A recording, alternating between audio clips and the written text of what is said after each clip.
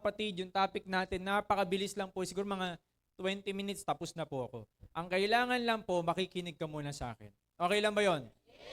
Pag may konting tanong, may konting sagot. Okay lang ba yon? Okay lang ba yon? Unang topic mga kapatid, unwavering courage. Unwavering, ibig sabihin po mga kapatid, hindi po pabago-bago. Pag nakakita po kayo ng alon, di ba? Pag alon, di ba? Taas baba, taas baba, taas baba. At yung tinatawag na courage, yung lakas ng loob. Yung tapang. Kapag marketer ka na or full-timer ka na ginagawa mo ang negosyo, kailangan talaga meron kang solid na, kumbaga, lakas ng loob para ipaglaban yung pangarap mo. Kasi pag hindi mo to naiintindihan kung bakit mo siya ginagawa, mabilis kang pwedeng bumalik anytime. Tama ba? Mabilis kang mag-quit. Kasi bakit? Wala kang lakas ng loob eh. Walang tapang para ipaglaban yung mga bagay na gusto mo. Parang ako po, di ba? Sabi dito, burn the ships. Dapat po pala dito sa negosyo natin, wala ka nang babalikan. Sabi ng mentor ko, natatandaan ko po, kapag gusto mong yumaman, gusto mong umasenso sa ginagawa mong negosyo, kung ano ka man dati, wag mo nang babalikan.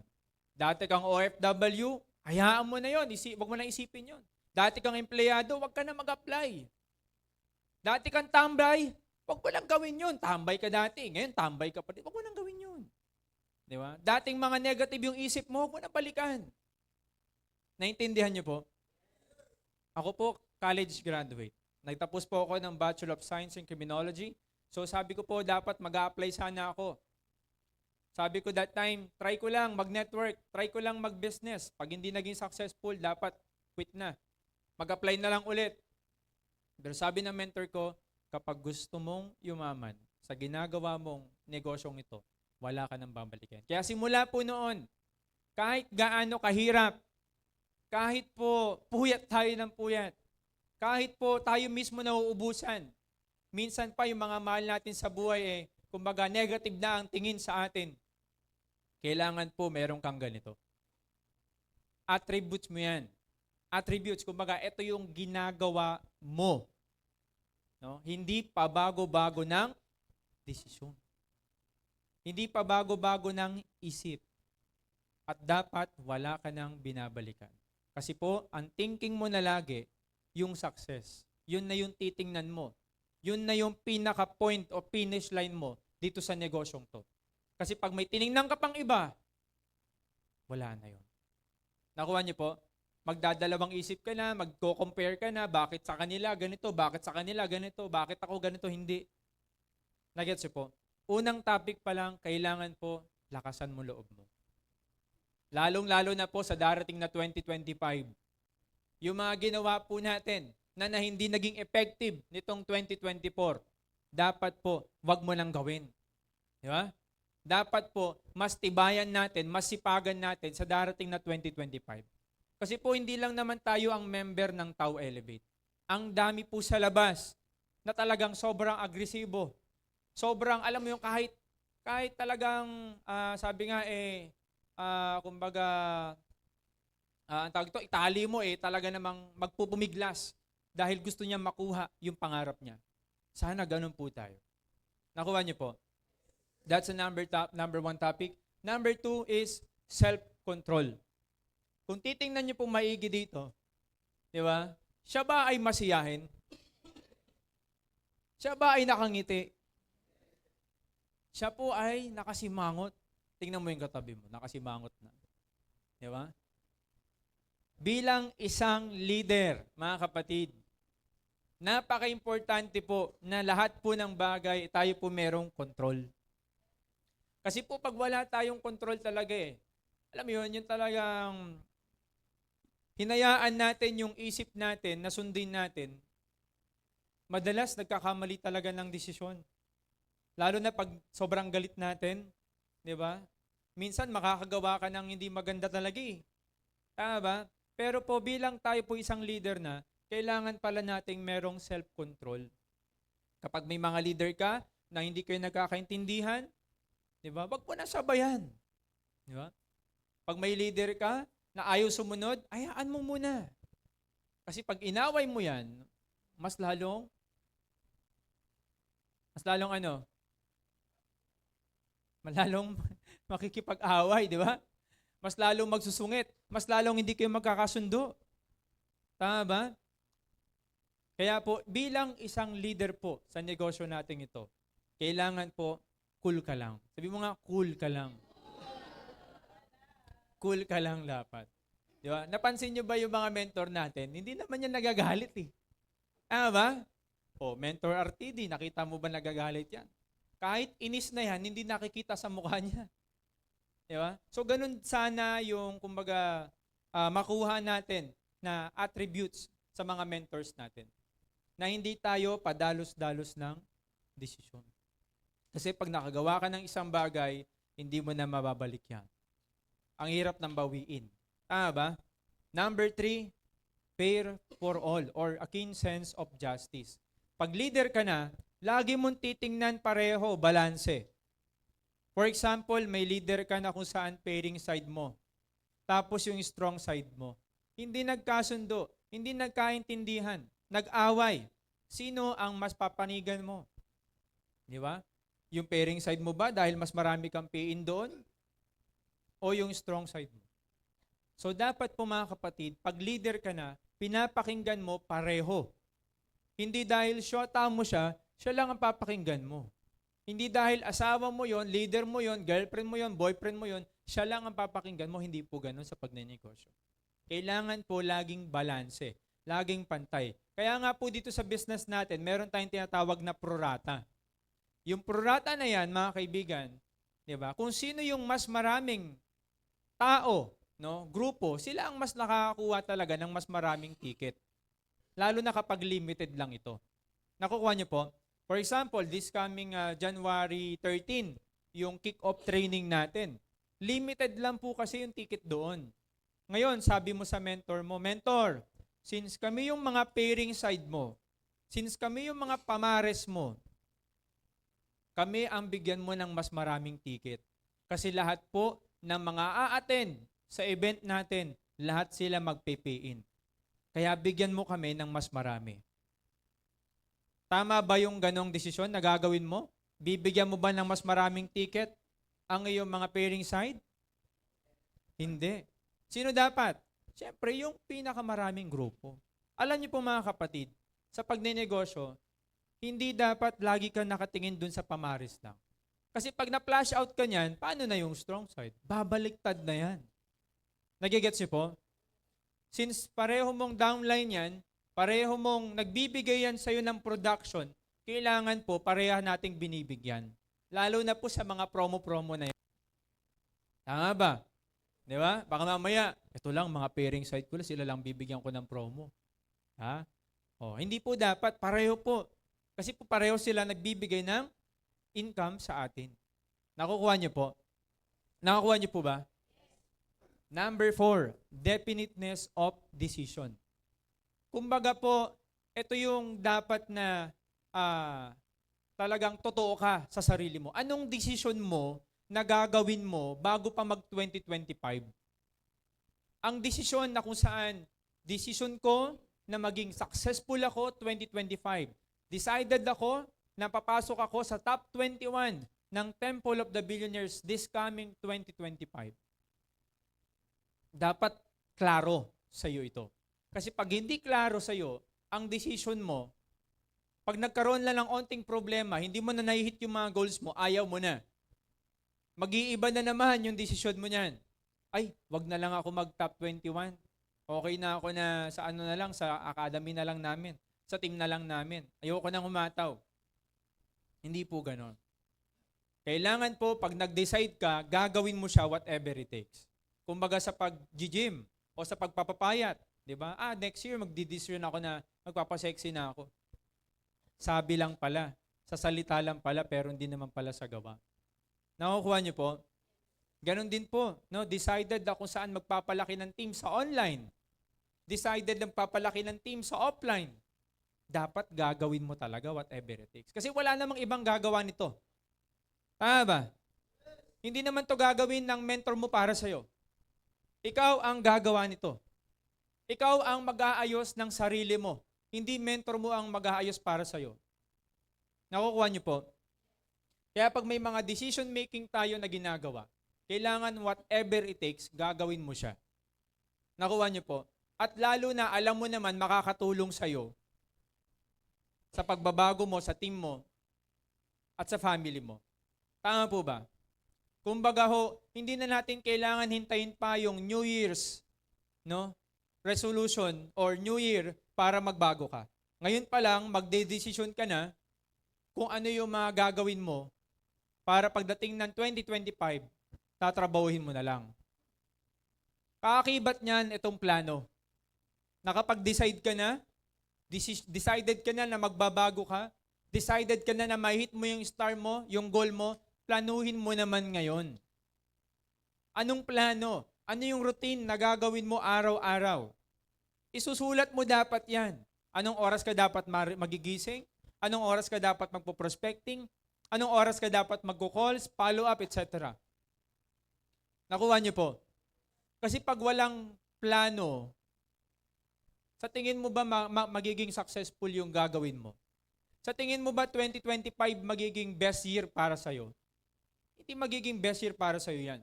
Ang mangyayari niyan, magiging kagaya lang din ng ganitong 2024. Nakuha niyo ako? Sabi nga ng mentor natin, kung hindi po naging effective tayo nitong buwan na to, 6 months ago, this year, ibahin mo. Yung mga plano na hindi naging effective ngayong taon, baguhin mo na para pagdating ng 2025, sigurado ko, sureball ako, mapapalaki mo talaga yung team.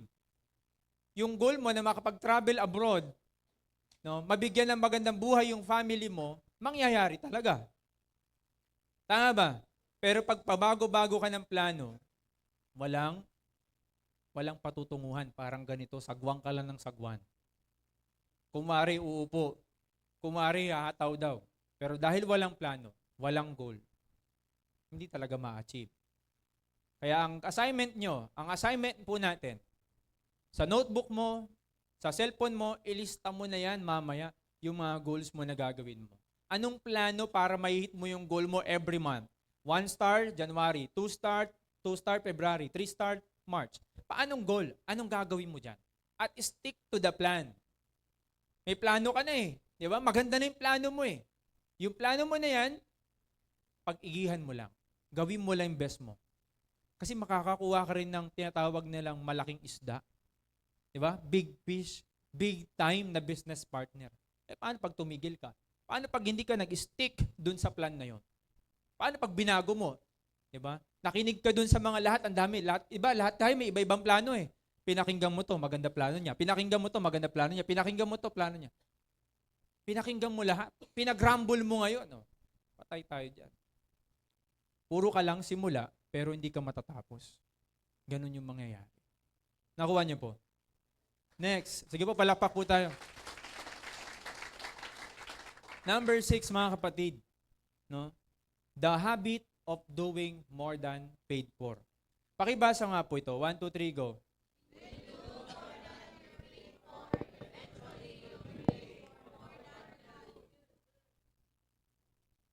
Okay. Habit. Ano po ba yung sa Tagalog o other word term ng habit? Ha? Ano po? Taas kamay.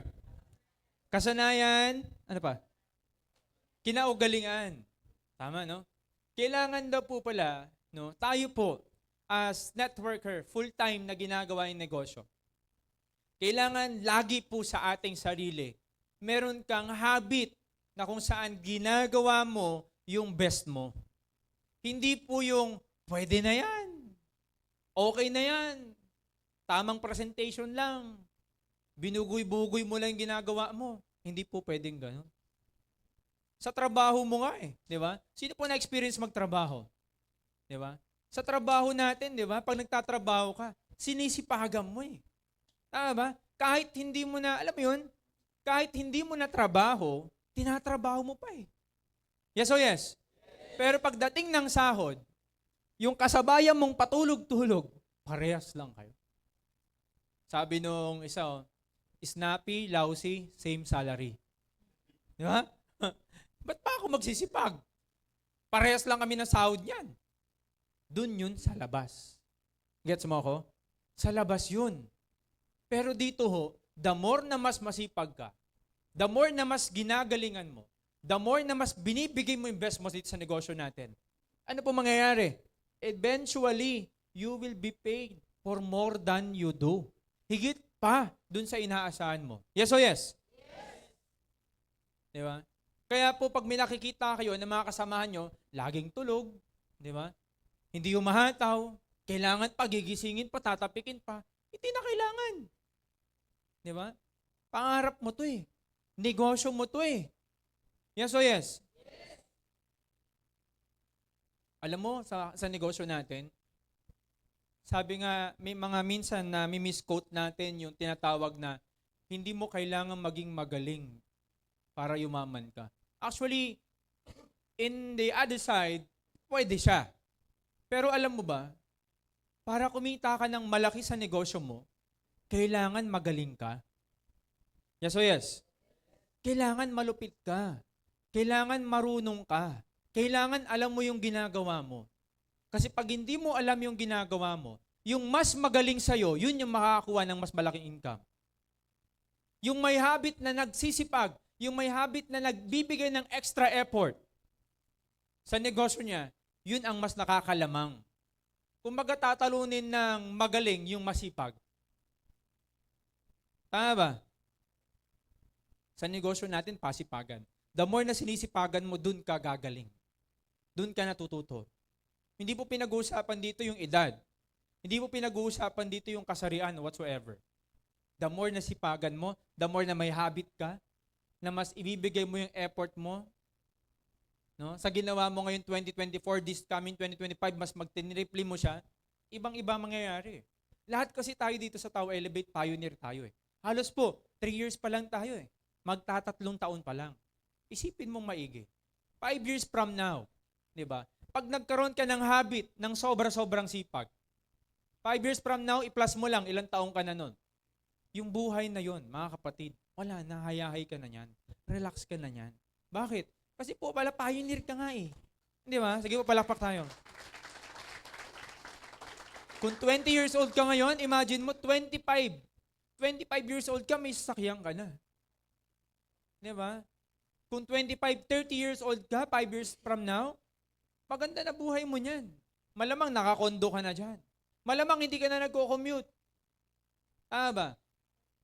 Basta, lagi mong tatandaan yung attributes na to. Yung may habit ka na sobrang sipag. Nagets niyo ako? Hindi yung ikaw na nga huling na late, ikaw pa maagang natutulog. Di ba? Na late ka na nagising, maaga ka pa natulog. Mali yun. Tama ba? Buti na lang wala nun sa temple. Umuwi na. Di ba? Mga ganun, nauuwi talaga eh. Kasi hindi nila naiintindihan kung bakit sila nandito. Tama ba? Yung mga na-awardan sa top, yung mga na-recognize, yung mga top 21, tanungin mo. Pag tinanong mo yan, partner, anong sekreto? Magsipag ka lang. Yun yung sekreto. Di ba? Pasipagan lang naman eh. Sabi mo nga sa katabi mo, magsipag ka kasi. Sa kabila naman, mas lalo ka lang. Di ba? Kailangan masipag. Mga kapatid, sabi nga eh, minsan ka lang mabubuhay, sarapan mo na. Galingan mo na. Itodo mo na. 2025, ito na yung taon talaga na yung mga sumpa ng kahirapan, dyan na talaga mababasag. Diba? Yung sumpa ng problema, 2025, yung kahirapan sa pamilya mo, dyan na talaga matatanggal yan. Kapag sinimulan mo ngayon. Hello? Next, ito naman, pleasing personality. Ito po yung mga gusto, thumbs up, like sa atin, or dislike na pwede mangyari po sa atin. Ito, pleasing personality, ito yung totality and characteristic natin. Okay, so una po, dito po sa negosyo natin, importante rin po na naituturo ito, yung the manners of shaking hands. Okay, so okay lang po ba lahat po tumayo para po hindi mo na makatulog? Yan. Tapos po mga kaibigan, kailangan pili ka ng partner mo to shake hands. Sa pag-shake ng hand po mga kaibigan, unang step, iabot yung kamay. Oh, iba na hinawakan ng iba, baka saan na nakahawak ha. Oh. Dapat firm, hindi masakit. No, hindi pipigain. Sige nga, hawakan mo na, shake hands. Sabi nung isa, yes, nahawakan ko na yung crush ko, nahawakan ko na yung kamay niya. O, tapos, di ba, look, siyempre, tingnan mo, titigan mo yung kapartner mo. Yan. O, smile. Yan, ngiti ka lang. Tapos, tap the shoulder. Yan. O, ulit. Halimbawa, good morning, partner. O, good morning. Yan, greet mo na. Yan. Smile. Yan. Di ba? O, sige, palakpak. Upo na. Ginising ko lang kayo, iba tulog na eh. Oh, mga kapatid, alam niyo po, sa pag-shake ng hands, kapag naibigay natin o nagawa natin ng tama ito, yung mga leader po natin, yung mga guest natin, yung mga client natin, nararamdaman nila na belong sila sa negosyo mo. Or hindi ka nahihiya. May mga kakilala ba kayo or napapansin nyo rin minsan, pag kumakamay sila, mahihain sila, parang iba, onti lang inaabot, parang ganito lang. Di ba? Kakarampot lang, di ba? Oh. Alam niyo po, pag may mga guest tayo nung mga nag-recruit tayo sa offline, kahit hindi naman nila naintindihan yung presentation, pero pag kumamay yung mga mentor natin sa kanila, di ba? Doon sila napapapiin eh. Doon sila mas sumasali kasi nga, nararamdaman nila na hindi siya others dun sa negosyong pwede niyang gawin. Nakuha niyo po? Yan. Next, yan po yung tamang manners. Okay, next. Posture and clothing and posture of the body. So, papansinin niyo po, tingnan niyo po yung mga katabi niyo, 'di ba? Ang gaganda po. Ang gagwapo po ba? 'Di ba? Negosyante ba tingnan? Siyempre po, pag tayo po'y nasa business na, importante rin po na tamang pananamit. Maayos na pananamit. Hindi po tayo parang mukhang dugyot. No? Lagi po narinig ko na sinasabi ni Mentor Harold, kailangan pagpayaman ka, dapat kahit hindi ka pa kumikita, maayos ang pananamit mo. Kasi po na-attract mo siya eh. Tama ba? Hindi naman sinabi na bumili ka ng mamahalin. Kahit po hindi po branded, ang importante maayos. 'Di ba? Hindi po yung magsusot ka pa ng mga damit na, kumbaga yung laylay na, yung mga t-shirt na gutay-gutay na. Tapos pupunta ka ng office, yung laylay na yung mga, Nogart, yung mga ganyan. Spaghetti na yung mga t-shirt. Mas maganda po, lagi kayo naka-polo shirt, magkano lang naman sa TikTok po yun eh. Sa Shopee, 100 lang ata, 150. 'Di ba? Tapos yung slacks, magkano lang naman yung mga slacks. Diba? At syempre po, importante, kapag may mga kausap ka na, online man yan or offline, kapag may mga problema man tayo, di man maiwasan talaga yan, dapat hindi na natin ipinaparamdam or pinapakita dun sa mga taong kakausapin mo. Kumbaga sabi nga dito yung postura yung posture. Hindi yung parang nag-uumpisa ka pa lang sa presentation mo, lugi na. Diba? Sabi mo payaman pero mukhang pahirap. Nagigets po ibig ko sabihin? Kaya napaka-importante po na kapag may mga kausap ka na, may mga guest ka na, mag-invest po kayo sa inyo pong mga kasuotan. Okay? At syempre, sa ating itsura, no, sa ating buhok, kailangan maayos, malinis. Di ba? Tinatopic naman natin yan sa ating sisel eh. Di ba? Next. Yung voice naman po. Sa voice naman mga kapatid, ito yung kumbaga, pag leader ka na, iiwasan talaga natin yung mga bagay na alam mo namang negative or sa tingin mong hindi makakatulong, wag mo nang bigkasin. Kasi pag binigkas mo ito, hindi mo na maibabalik. Ang salita, pwedeng makapagpabago, makaayos, or pwedeng makasira. Kaya be careful, no? Kapag leader ka na, upline ka na, maging maingat sa iyong pagsasalita. Kapag may downline ka at tinuturuan mo, hindi dapat sinisigawan. Hindi dapat inaaway. Hindi mo naman yan empleyado. May mga nakikita akong gano'n, narinig ako, mga marketer, pinapagalitan niya yung downline niya. Di ba? Hindi po gano'n. Kailangan po, ipaparamdam mo lang sa mga leaders mo na kung ano yung dapat niyang maunawaan, maintindihan. Kapag halimbawa naman, hindi mo talaga kayang kausapin yung downline mo, gamit ka na ng third party. Gamit si mentor, yung upline mo, upline natin, para po kumausap po sa kanila. Nakuha niyo po? Ayan. Next. Tactfulness. O, pakibasa nga po. Tact is the ability.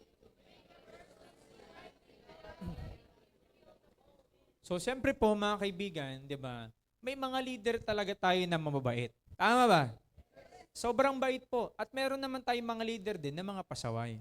Pero wala po ditong pasaway. No, hindi po umattend. Lahat po ng mga nandito mababait po yan. Pagtulog. Di ba? Alam mo, may downline ka, di ba? Medyo, siyempre, hindi nagkakaintindihan, nagkaroon ng problema. Dapat daw po, kapag kinokorek natin sila, hindi po yung nararamdaman nila na nade-discourage sila. Kasi may mga times talaga na magkakamali ka.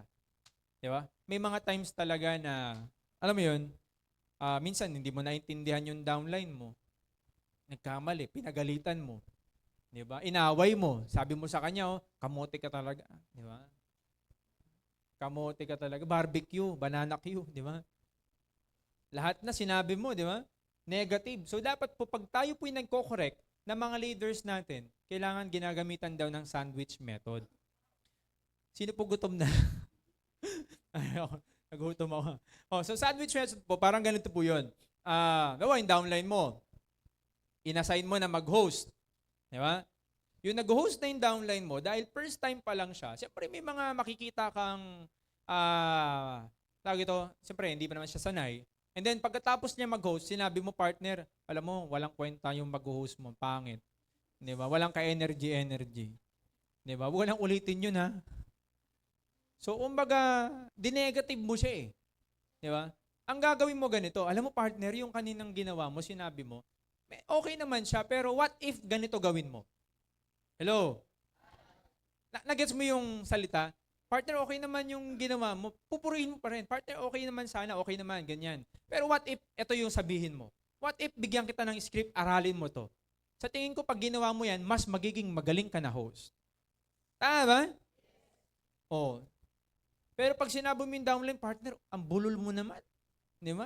Wag ka na nga magsalita. Di ba? Ninegative mo na. Siguro pag gano'n yung mga coach natin, malamang walang gagaling. Siguro wala ako din dito. Kasi hindi naman ako magaling magsalita. Di ba? Kinakabahan pa ako lagi. Kung pag ninegative ako ng mentor ko, wala tayong speaker na tatayo dito, di ba? Nagets po? So kumbaga pag tayo po yung nagko-correct sa mga leader natin, iparamdam lang natin na concerned tayo sa kanila. Okay? Kasi masisave pa natin yan eh. Ba? Minsan nga kahit po gaano tayo katarantado, di ba? Ng mga full-timer eh. Di ba yung mentor natin nandyan pa rin? Ginagabayan pa rin tayo. Sinisave pa rin tayo.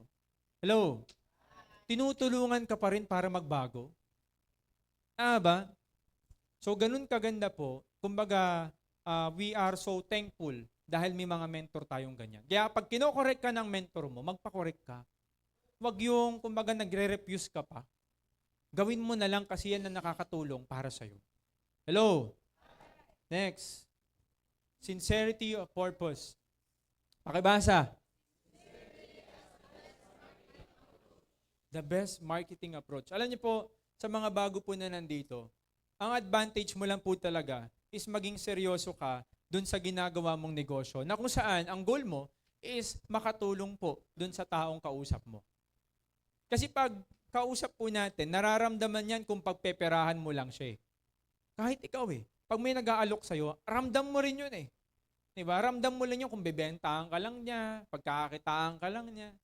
Pero pag ang goal mo, seryoso ka, sincere ka na makatulong sa kanya, makapag-for good siya, magkaroon siya ng savings, makabawi dun sa mga naluging negosyo niya, kahit hindi ka magaling magpaliwanag, sasali eh.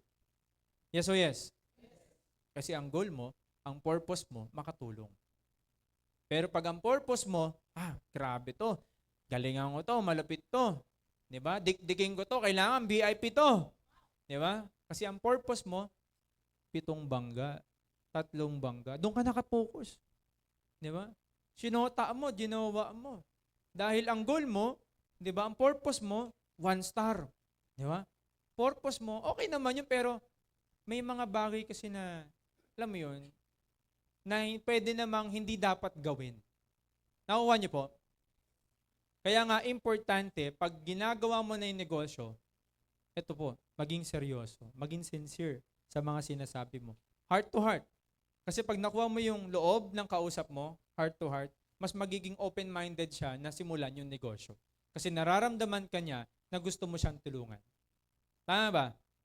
Nakuha po. Next, choices of words. Words have power. Kapag may mga bagay na kung saan lalabas sa bibig mo, piliin mo na maging positibo. Lagi mo sasabihin yung mga bagay na gusto mo ring bumalik para sa'yo. Pag sinabi mo sa downline mo, partner, yayaman ka talaga.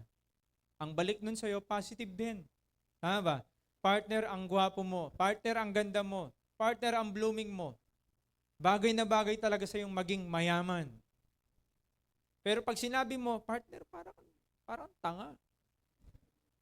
Partner, parang di payaman, di ba? Di ba? Partner, ang pangit naman ng ano mo. Buhok mo parang kulot. Di ba?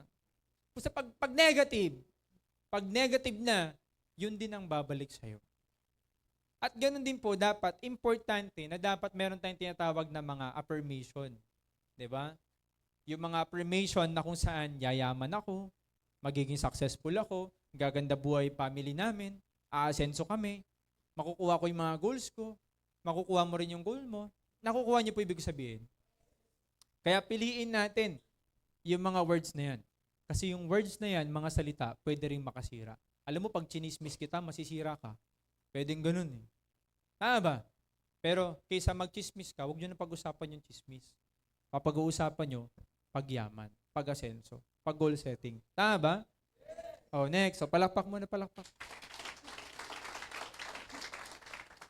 Poise. Oh, sa poise naman, di ba?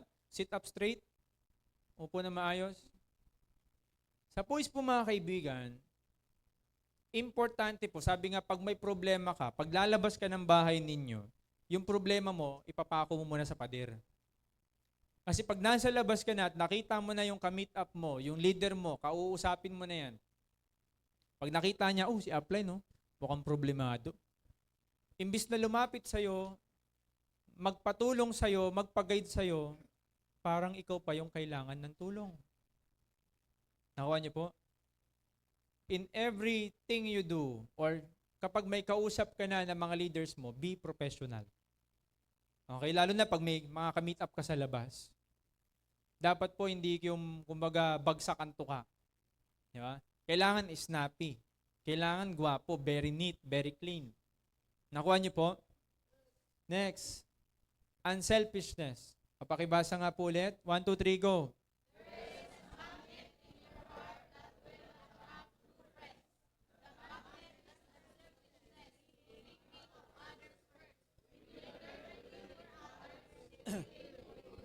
Ayan. So, pag leader ka na, no, sobrang napaka-importante nito. Yung hindi ka magiging makasarili. Hello?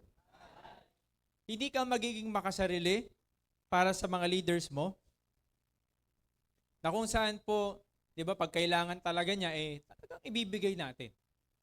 Nakuha. Ganon din po, syempre, hindi lang sa mga downline mo. Kailangan tulungan with your upline. Na kung saan, syempre, alam naman natin, upline natin, may mga ginagastusan din yan. May mga bagay din na inaabonohan din yan. So ano ba naman yung, kumbaga, tulungan natin din yung upline natin na umangat pare-pareho. Nakuha niyo po? Nakuha niyo po? Baka mamaya kasi, ikaw na lang lagi ang iniintindi. Diba? Naaasa ka na sa upline mo. Diba? Minsan, naaabuso yung upline kasi. Sobrang bait. Kailangan po, hindi po natin hinahayaan na kung saan, wala na tayong ginagawang paraan. Kailangan po tayo po bilang isang leader na marunong kang gumawa ng paraan, ng solusyon, no, sa pangangailangan natin. Nakakuha niyo po? Pero pag alam mo na, yung mga leader mo, nahihirapan yan, mas lalo mong samahan. Mas lalo mong sipagan. Huwag mong iiwan. Kasi pag iniwan mo yan, lahat kayo wala na eh. Pero pag pinaglaban nyo, lahat kayo pare-pareho, sabay-sabay, nahihirapan. Diba? Lahat kayo nagtutulungan umangat. Ikaw din mismo bilang upline ka na, leader ka na, sinisipagan mo lalo. when you learn to live for others, they will live for you. Kahit nahihirapan sila, kahit napupuyat, nagugutuman, nauubusan, alam mo, hanggang sa makuha nila yung success nila, sasamahan ka pa rin ng mga yan eh. Dadamayan ka pa rin ng mga yan eh. Kasi ikaw, unselfish ka. Inuuna mo yung leaders mo, business partners mo. Alam mo, minsan nga okay na mawalan ako eh. Diba? Okay na mawalan ako, ang importante, yung mga leaders ko nandyan. Nakuha niyo po? Ang mga leaders natin na dumating po yung point na kung saan po talagang ubus talaga. Pero kailangan pag leader ka na, gumagawa ka ng paraan. Hindi ikaw dapat yung solution maker. Hindi ikaw yung problem maker or trouble maker. Nakuha niyo po? Nakuha po? Next. Facial expression. Yan. Sa facial expression naman mga kapatid, eto na, tingnan mo yung itsura mo dito. Eto na itsura mo. Tingnan mo ang katabi mo. Ano na number siya dito? Number 6 na. So, kailangan, kapag leader ka na, kailangan naka-smile. Oh. Okay lang ba ngitian mo yung katabi mo? Yan. Yung labas ngipin naman. Yan. Di ba pag naka-smile ka, mas na-attract mo yung mga positibo? Mas nagiging masaya ka? Alam mo, pag may kausap ako, di ba, lagi lang ako nakangiti, nginingitian ko lang siya. Di ba? Pag walang ngipin, okay din yun kasi mas matatawa siya eh. Di ba? Di ba? O, tingnan mo si Babalo, di ba? Yung mga ganun, o. Di ba? Nalupit, mayayaman. O, si Chitae ba yun? Di ba? Rene Requiestas. O, si Wamos nga dati, wala mang ngipin ata yun eh. Di ba? Pero sumikat. Di ba? Kasi masaya eh. Masiyahin lang eh. Alam mo, pag ginagawa mo yung network, dapat masaya ka lang. Kasi pag lagi mong iniisip yung problema kasi hindi naman nawawala. Andyan lang siya lagi eh. Pag tinulog mo, nandun pa rin. Di ba? Pag pinukusan mo yon, yung problema, yung energy mo, madedrain ka, madedepress ka, mababurnout ka. Nakuha mo? Ang gagawin mo na lang, instead of focusing your energy, no, dun sa mga negative thinking, negative thoughts, doon ka na lang mag-focus sa solusyon. Anong solusyon? Prospecting. Diba? Follow up. Presentation. Yung 5 fingers. Yun lang naman yung dapat mong gagawin araw-araw eh. Kasi pag may pera ka, wala ka bang problema? Alam mo, mas masusolusyonan eh. Diba? Mas malilesen yung problema. Tama ba? Pag may pera ka. Kasi pag may pera ka, mas masaya ka. Tama ba? Sabi nung iba, di naman nagbibigay ng kasiyahan ng pera. Diba? Money can't buy happiness, sabi nung iba. Oh. Pero pag wala kang pera, bakit malungkot ka? Diba? Oh. Next. Dominating thoughts. Pakibasa nga po, 1, 2, 3, go. Our minds become magnetized.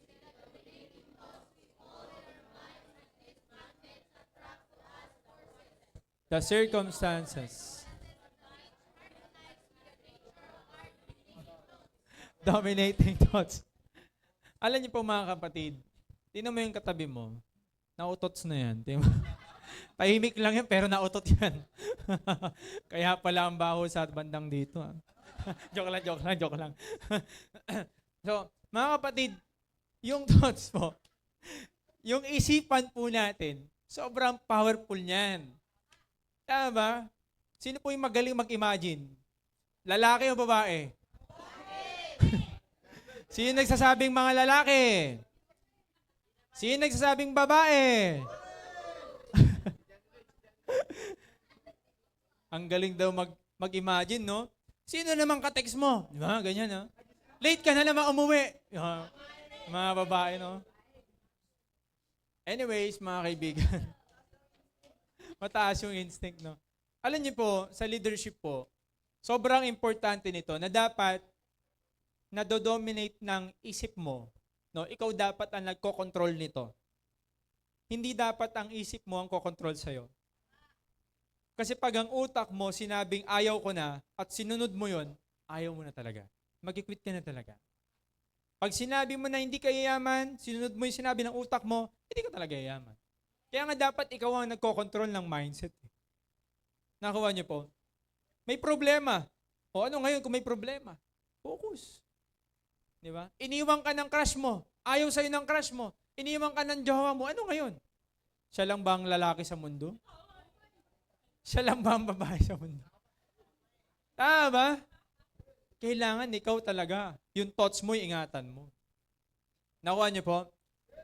At lahat po ng mga naiisip natin is pwedeng mangyari sa'yo. Naniniwala ka ba doon? Kasi kung anong iniisip mo, kumbaga na-attract mo yan nangyayari. Tama ba? Sino po na-experience dito yung kumbaga naisip niya lang niya na gusto niyang kumain ng ganito? And then kinabukasan, nadaanan niya, nakakain siya. Inisip niya na sana makita ko si crush. Di ba? Sana makasalubong ko yung crush ko. Nangyayari ba? Nangyayari. Sobrang powerful Tama ba? Lahat na nakikita natin sa paligid natin, parang itong remote. Yung remote na to, nagsimula lang sa isip ng tao. Hello? Dahil nagsimula sa isip ng tao, tinrabaho, ginawa, kaya nakapag-create ng remote. Hello? Ganon din pala po tayo.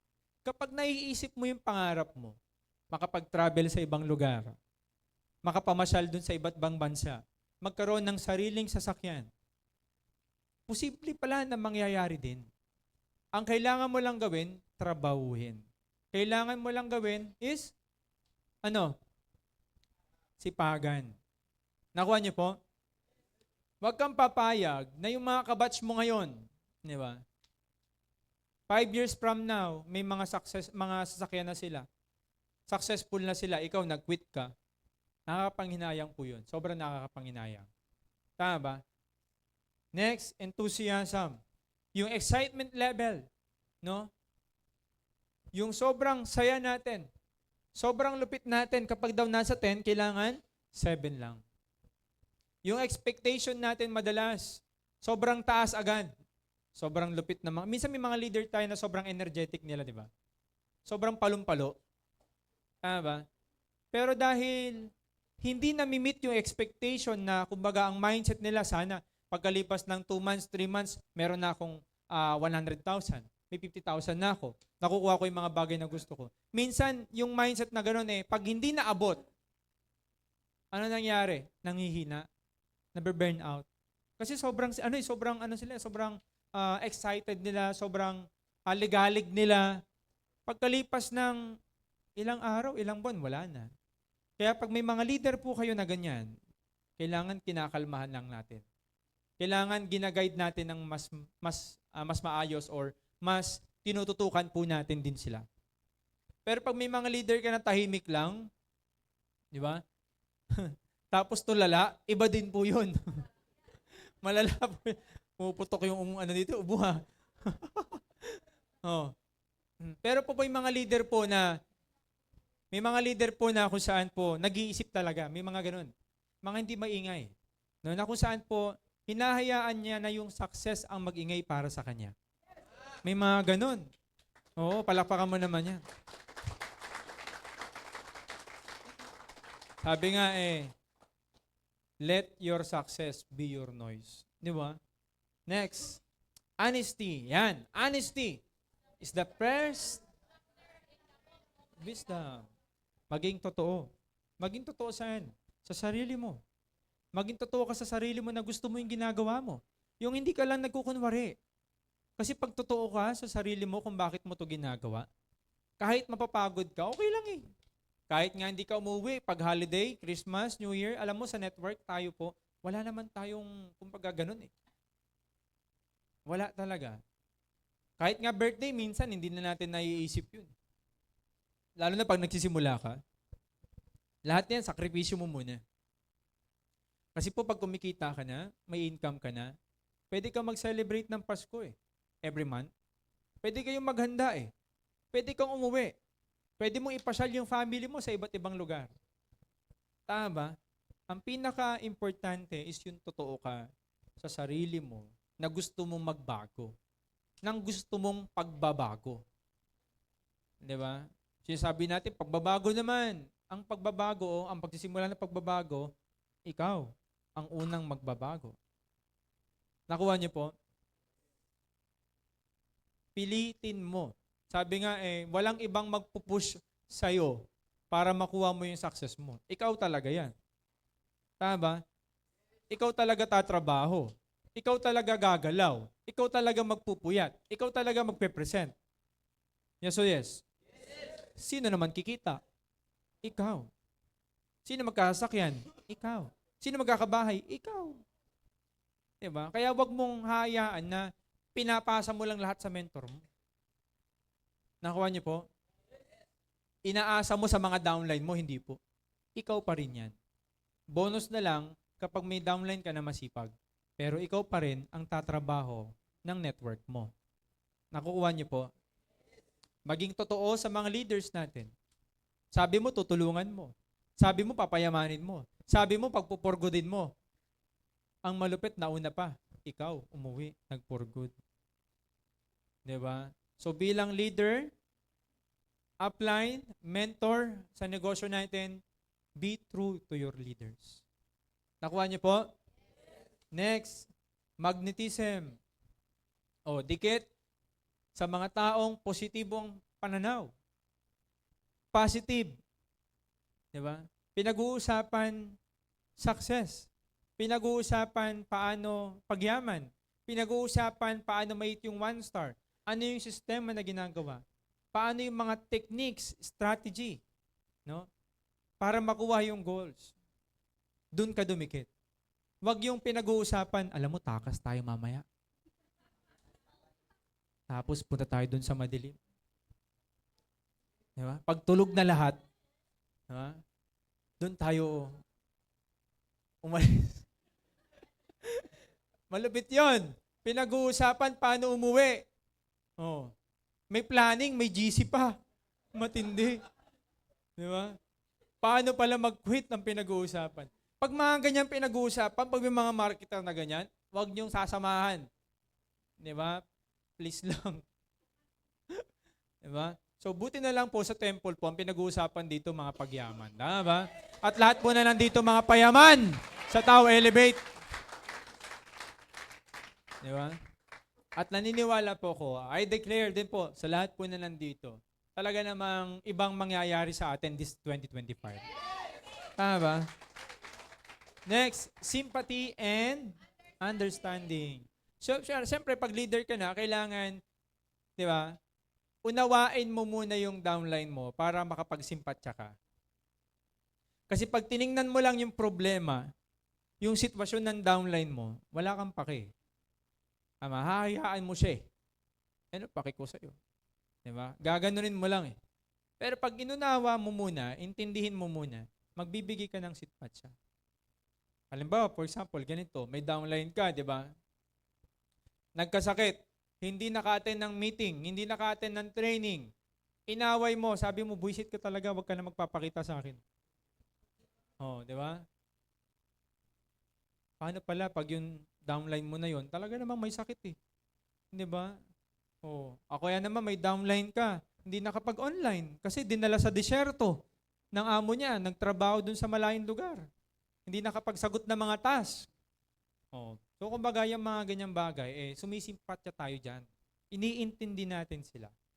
Nakuha niyo po? Kapag wala kang understanding, wala kang pagsimpatya.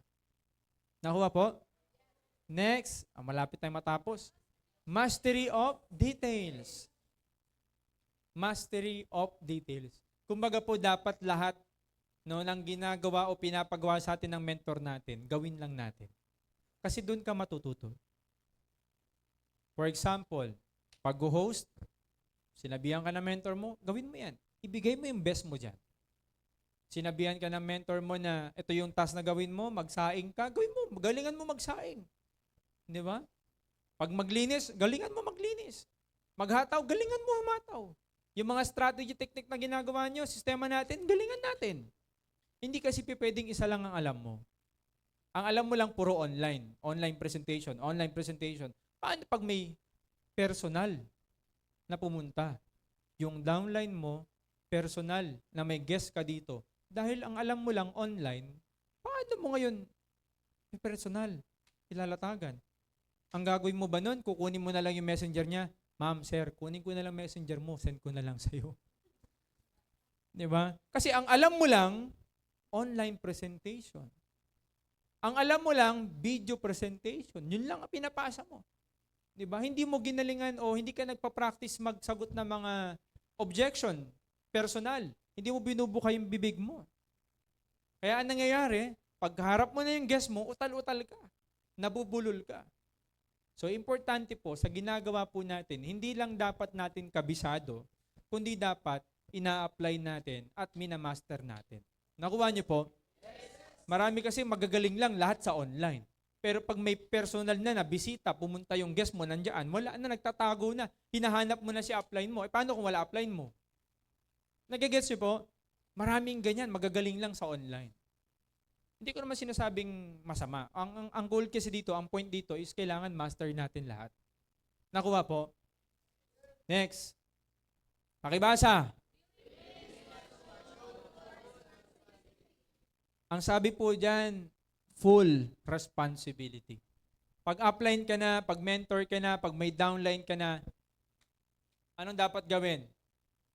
Meron ka ng full responsibility sa iyong mga leaders, business partners. Nakuha niyo po? Hindi po pwedeng ihaasa mo sa upline mo. Nakuha niyo po? Pati personal na pangangailangan mo, kailangan responsibilidad mo yan. Tama ba? Hello? Kaya pag nagkaroon ng problema sa team o hindi pagkakaintindihan, sino dapat ang aayos? Ikaw. Kapag may ginawa kang kalokohan, sino dapat gagawa ng solusyon dyan? Ikaw. Hindi yung upline mo pa magkakaroon ng problema dahil sa'yo. Yung upline mo, stress na nga, nangangayayat na nga eh. Di ba? Bibigyan mo pa ng stress. Bibigyan mo pa ng problema. This coming 2025, mga kapatid, ngayon pa lang mas lalo nating igihan na i-take charge, maging responsable tayo sa mga leaders. Turuan mo naman. I-guide mo naman. I-one-on-one mo naman. I-meeting mo naman. Tama? Hindi yung, hayaan ko na applyin ko dyan magpa-meeting. Bahala na sa dyan. Hindi po ganun ang network. Ang tao, ang leader na mas responsable sa mga leader niya. Kasi mas kilala mo yan pag ikaw mismo nagtitake charge eh. Ikaw mismo humahawak, malalaman mo yung mga strength ng mga leaders mo at business partners mo. Pag ikaw ang naghahawak. Nakuha niyo po. Pag leader ka na, hindi na dapat pabebe. Tama? Pag upline ka na, hindi ka na matampuhin. Tama? Hindi ka na madrama. Nakuha niyo po? Hindi mo na iasa sa upline mo yan. Gusto mong yumaman, di ba? Pag gusto mong yumaman, be responsible sa ginagawa mo at sa mga leaders mo. Diyan ka kasi mag-grow. Diyan ka matututo. Diyan ka gagaling. Diyan ka mas tatatag. Nakuha niyo po? Hindi yung ituturo mo si upline. Hindi po ganun. Pag may problema sa baba, pag may problema sa team, bilang upline, bilang mentor, ikaw dapat yung advance mag-isip. Gagawa ka agad ng solusyon. Nakuha niyo po? Hindi yung kapag nagkakagulo na, di ba? Ikaw din nagugulo, nararattle ka na. Hindi po ganun. Pag mentor ka na, advance ka mag-isip. Solution maker ka dapat. Nakuha? Last but not the least, meron pa pala meron pa to. Cooperation. Di ba? Sa lahat ng ginagawa natin dito, sa negosyo natin, napakatindi po nito ang cooperation. Kapag walang cooperation po, yung event natin, malamang hindi nagiging successful yan. Yung last Thanksgiving natin, maganda ba yung Thanksgiving natin last time? Sobrang successful ba? Kasi po nagko-cooperate lahat eh. Bawat department nagko-cooperate. So dito, tayo po last as a team. Importante po na nagko-cooperate ka. Pag sinabi ng mentor mo, dapat attend tayo ng BMS, lahat tayo attend. Hindi yung sabi mo, attend kayong lahat ha, ako dito lang ako, may iwan ako dito. Hindi po ganun. Di ba? Pag-attend tayo lahat ng leadership training, dapat nandito tayo lahat. Dapat hakot tayo this coming kick-off training, dapat hakot ka. Nakikipag-cooperate ka.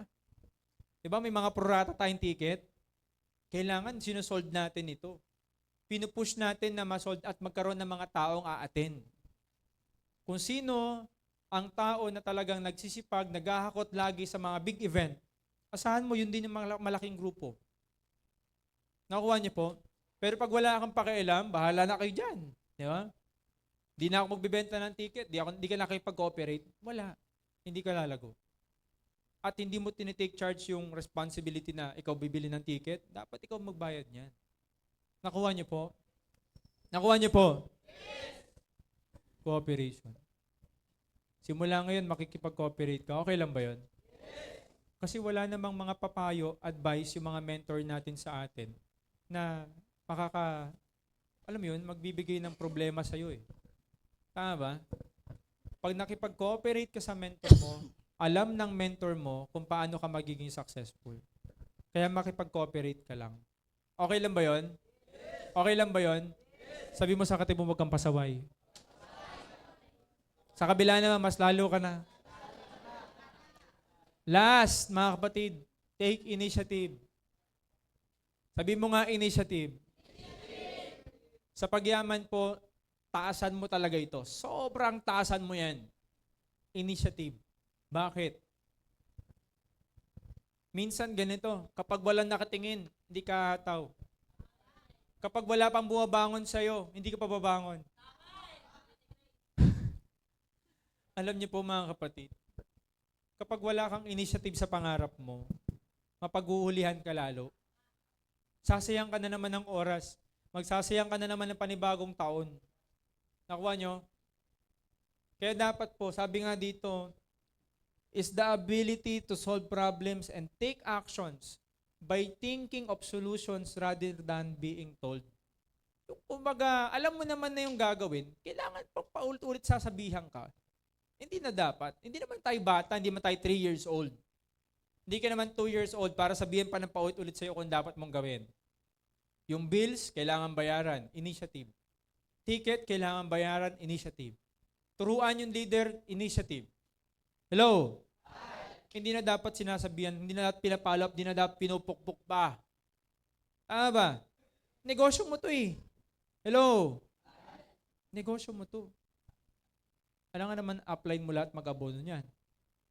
Pag 2025, ganyan pa rin mangyayari, wala. Asahan mo yung resulta mo ngayon, mas malala, 2025. Tama ba? Kasi walang initiative eh. Tama ba? Pagpayaman ka, dapat may initiative ka. Initiative ka na mag-provide. Ikaw dapat ang provider. Nakuha mo, applyin ka ni. Full-time ka na, ginagawa mo yung negosyo eh. Tama ba? Hindi pwedeng, wala, palakpak lang tayo ng palakpak, taga-ingay.